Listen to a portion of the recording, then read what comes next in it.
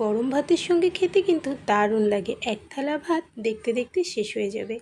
আজকে আমি তোমাদের সঙ্গে খুবই ছোট্ট এবং খুব সহজ একটা রেসিপি শেয়ার করব। Hello friends, welcome to Shimpi and mummy's kitchen. আজকে আমি তোমাদের সঙ্গে কলার মোচার বাটার রেসিপি শেয়ার করব। অনেকে হয়তো এই রেসিপিটা বানাও, আবার অনেকে হয়তো জানো না। তো আজকে আমি কিভাবে বানাই সেটাই তোমাদের সঙ্গে শেয়ার করছি। সবার প্রথমেই দেখো, কলার মোচা একটা নিয়েছি। এটা কিন্তু কালকেই বাজার থেকে আনা হয়েছিল। তো মোচাটাকে প্রথমে ছাড়িয়ে নিতে হবে, আর এই মোচার ফুলগুলোকে আমি আলাদা করে রাখছি। এগুলোর মধ্যে কিছু কিছু কালো আছে, সেগুলোকে আমি পরিষ্কার করে নেব দেখে। তবে এই মোচার ফুলগুলো কিন্তু আজকে আমার লাগবে না। মোচার ফুলগুলো দিয়ে আমি বানাবো কলার মোচার ঘন্ট, আর সেই রেসিপিটা কিন্তু নেক্সট ভিডিওতে তোমাদের সঙ্গে শেয়ার করব। কলার মোচাটাকে ছাড়িয়ে নিয়েছি, আর যখন এরকম অবস্থায় আসবে তখন কিন্তু আর ছাড়াতে হবে না। এবার এই যে বাকি অংশটা কেটে বাদ দিয়ে দিলাম। এবার এই মোচাটাকে আমি প্রথমে একটু বয়েল করে নেব। এদিকে দেখো, একটা বাটিতে আমি বেশ খানিকটা জল গরম হওয়ার জন্য বসিয়ে দিয়েছিলাম। জলটা গরম হয়ে গেছে, এর মধ্যে 1 চামচ লবণ দিয়ে দিলাম। দিয়ে মোচাটাকে দিয়ে দিয়েছি। দিয়ে এবার ঢাকনা দিয়ে ঢেকে 7-8 মিনিটের জন্য হাই হিটে বয়েল করব।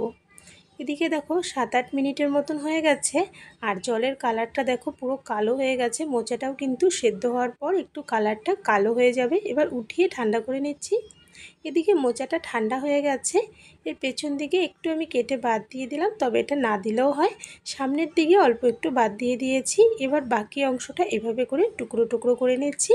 এটাই কিন্তু ছোট বড় কোনো সাইজের ব্যাপার নেই, যেভাবে তোমাদের খুশি এটাকে কেটে নিতে পারো। আর নিচের শক্ত জায়গাটা ফেলে দিয়ে বাকিটা ছোট ছোট টুকরোতে কেটে নিয়েছি। এবার একটা মিক্সির বাটি নিয়ে নিলাম, এর মধ্যে এই মোচাটা নিয়ে নিলাম, সঙ্গে কিছু রসুনের কোয়া দিয়ে দিলাম।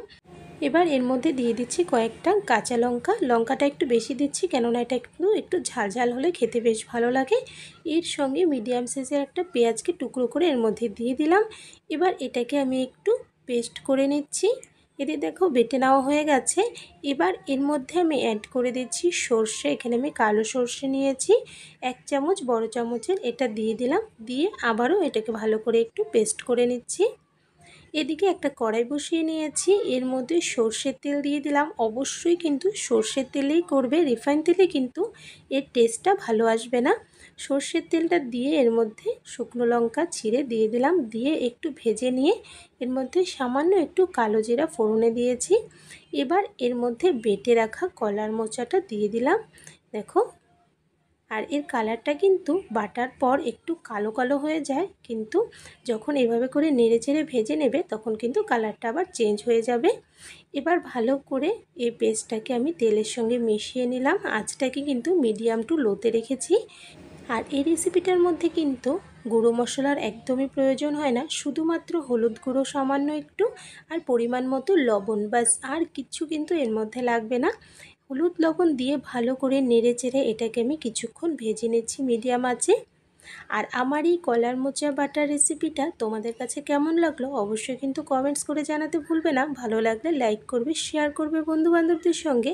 আর আমার এই চ্যানেলে নতুন হয়ে থাকলে চ্যানেলটাকে প্লিজ সাবস্ক্রাইব করে পাশে থাকা বেল আইকনে অল বাটনসে প্রেস করে দেবে, তাহলে এই চ্যানেলে আপলোড করা যে কোনো নতুন ভিডিওর নোটিফিকেশন তোমরা কিন্তু সবার প্রথমে পেয়ে যাবে। বাটাটা একদম রেডি হয়ে গেছে, আমি একটা বাটিতে উঠিয়ে নিয়েছি। উপর থেকে কিছুটা সর্ষের তেল দিয়ে দিলাম, আর সর্ষের তেলের গন্ধটা দারুণ লাগে এর মধ্যে। উপর থেকে একটা দিয়েছি কাঁচা লঙ্কা। এদিকে একদম রেডি হয়ে গেছে। গরম ভাতের সঙ্গে এই রেসিপিটা কিন্তু দারুণ লাগে খেতে। অবশ্যই একবার বানিয়ে দেখবে, আশা করছি তোমাদের কাছে অনেক ভালো লাগবে। আর এইরকমই আরও একটা নতুন রেসিপি ভিডিও নিয়ে তোমাদের সঙ্গে আবারও দেখা হবে। তাহলে আজকের জন্য বাই বাই।